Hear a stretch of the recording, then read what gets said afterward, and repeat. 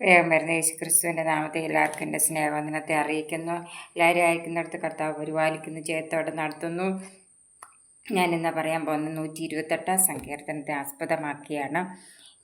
ഒരു ആരോഹണ ഗീതമാണ്. യഹോവയെ ഭയപ്പെട്ട് അവൻ്റെ വഴികളിൽ നടക്കുന്ന ഏവനും ഭാഗ്യവാൻ. ആരെ ഭയപ്പെടണം? യഹോവയെ ഭയപ്പെടണം. നിൻ്റെ കൈകളിൽ അധ്വാന ഫലം നീ തിന്നും. അപ്പോൾ നമ്മൾ അധ്വാനിക്കുക എന്ന് പറഞ്ഞു കഴിഞ്ഞാൽ ദൈവം തരുന്ന ഒരു ഒരു ബലമാണ്. ആ ബലത്തിലാണ് നമുക്ക് അധ്വാനിക്കാൻ പറ്റത്തുള്ളൂ. അപ്പം നീ ഭാഗ്യവാൻ, നിനക്ക് നന്മ വരും.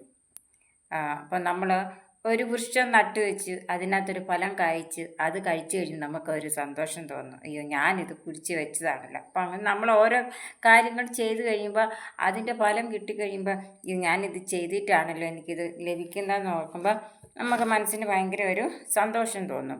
നിൻ്റെ ഭാര്യ നിൻ്റെ വീട്ടിനകത്ത് ഫലപ്രദമായ മുന്തിരിവള്ളി പോലെയും നിൻ്റെ മക്കൾ നിൻ്റെ മേശയ്ക്ക് ചുറ്റും ഒലിവു തൈകൾ പോലെയിരിക്കും. ഈ ഒലിവെണ്ണ എന്നൊക്കെ പറഞ്ഞാൽ ഭയങ്കര നല്ല ഒരു എണ്ണയാണ്. അത് നല്ല ഗുണങ്ങളുള്ള എണ്ണയാണ്. അതിൽ ഒലിവ് തൈകൾ അതൊക്കെ ഭയങ്കര നല്ല ഒരു തൈ. അതിൽ കാലം കായ്ച്ച അതിൽ എണ്ണ നമുക്ക് അതിൽ നിന്ന് എടുക്കാൻ പറ്റുന്നതാണ്. അപ്പോൾ അതുകൊണ്ടാണ് ഈ ഒലിവെണ്ണയായിട്ട് പറഞ്ഞിരിക്കുന്നത്. അപ്പോൾ നിൻ്റെ ഭാര്യ നിൻ്റെ വീട്ടിനകത്ത് ഫലപ്രദമായി മുന്തിരിവള്ളി എന്ന് പറഞ്ഞാൽ മുന്തിരിക്ക് ആ ഫലത്തിന് നല്ല ടേസ്റ്റാണ്.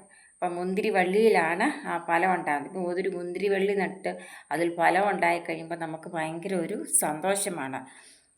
അതുപോലെ തന്നെ നിൻ്റെ ഭാര്യ നിൻ്റെ വീട്ടിനകത്ത് ഫലപ്രദമായ. അപ്പം ഭാര്യയും ഭർത്താവും വളരെ സ്നേഹത്തിലും സന്തോഷത്തിലും പോകുമ്പം ആ കുടുംബം അനുഗ്രഹിക്കപ്പെടുകയാണ് ചെയ്യുന്നത്. മക്കൾ അനുഗ്രഹിക്കപ്പെടുകയാണ് ചെയ്യുന്നത്. അപ്പം അതാണ് ഇതിനകത്തുനിന്ന് നമ്മൾ മനസ്സിലാക്കുന്നത്. അതേപോലെ തന്നെ യഹോവ ഭക്തന പുരുഷൻ ഇങ്ങനെ അനുഗ്രഹിക്കപ്പെട്ടവർ. അപ്പോൾ യഹോവയിൽ ആശ്രയിക്കുന്നവർ യഹോവയുടെ ഭക്തന്മാരാണ്. യഹോവയിൽ ആശ്രയിച്ച് ജീവിക്കുമ്പോൾ യഹോവയ്ക്ക് നമ്മളോട് കരുണ തോന്നും. യഹോവയെ നമ്മൾ ഭയപ്പെട്ട് അവൻ്റെ വഴികളിൽ നടക്കുകയും ചെയ്യും. അങ്ങനെയുള്ളൊരു ഭാഗ്യവാന്മാരുമാണ്. നിൻ്റെ ആയുഷ്കാലമൊക്കെ നീ നന്മയെ കാണും. കണ്ടോ, ആയുഷ്കാലമൊക്കെ നന്മ അനുഭവിച്ച് ജീവിക്കാൻ പറ്റുക എന്ന് പറഞ്ഞാൽ നമ്മളെ സംബന്ധിച്ചിടത്തോളം വലിയൊരു അനുഗ്രഹമായിട്ടുള്ള കാര്യമാണ്. അതാ പറഞ്ഞത്, തലമുറയായി അതിദീർഘായുസോടുകൂടി ജീവിച്ചിരിക്കുന്നവരില്ല. അവർ അവരുടെ മക്കളെയൊക്കെ കണ്ട് ആശ്വാസത്തോടുകൂടി കടന്നു പോകുന്നവർ എത്രയോ പേരുണ്ട്. അതാണ് ആയുസ് തരുന്നത്, ആരോഗ്യം തരുന്നത്, എല്ലാ രീതിയിലും നമ്മളെ നേരോടെ നടത്തുവാൻ ആർക്ക് സാധിക്കും? നമ്മുടെ കർത്താവിന് സാധിക്കും. അതാണ് ഇങ്ങനെയുള്ളവർക്ക് സമാധാനമുണ്ട്. അപ്പം സമാധാനം തരുന്നത്, ആയുസ് തരുന്നത്, ആരോഗ്യം തരുന്നത്, നന്മ തരുന്നത് ഇതൊക്കെയും ദൈവമാണ്. അപ്പം നമ്മൾ ആരെ ഭയപ്പെടണം? യഹോവയെ ഭയപ്പെട്ട് അവൻ്റെ വഴികളിൽ നടക്കണം.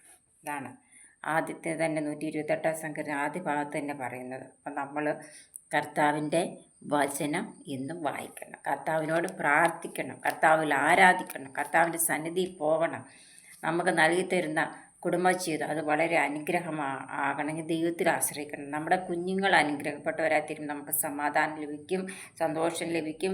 അവർ ദൈവത്തിൽ ആശ്രയിച്ച് ജീവിക്കുമ്പോൾ അത് വളരെ നമുക്ക് സന്തോഷമായിരിക്കും. ആ ഭവനത്തിന് തന്നെ അനുഗ്രഹമായിരിക്കും. അതേപോലെയുള്ള കർത്താവിൻ്റെ നിറവിനെ നിറയ്ക്കാൻ കർത്താവ് അപ്പച്ചന് സാധിക്കും. എല്ലാവരും കർത്താവിൽ ആശ്രയിച്ച് മുമ്പോട്ട് പോവുക. നിങ്ങളുടെ ജീവിതയാത്രയിൽ എല്ലാ രീതിയിലും നിങ്ങളുടെ കൂടെ ഇരുന്ന് ദൈവം വഴി നടത്തും, എന്നെ ഉൾപ്പെടെ. നമ്മളായിരിക്കുന്നിടത്ത് കർത്താവ് പരിപാലിക്കട്ടെ, ജയത്തോടെ നടത്തട്ടെ. എന്നെ ഓർത്ത് എല്ലാവരും പ്രാർത്ഥിക്കുക. എന്നെ കേൾക്കുന്ന എല്ലാവരും എൻ്റെ ദൈവത്തിൻ്റെ മുമ്പിൽ സമർപ്പിച്ച് പ്രാർത്ഥിക്കുന്നു. God bless you.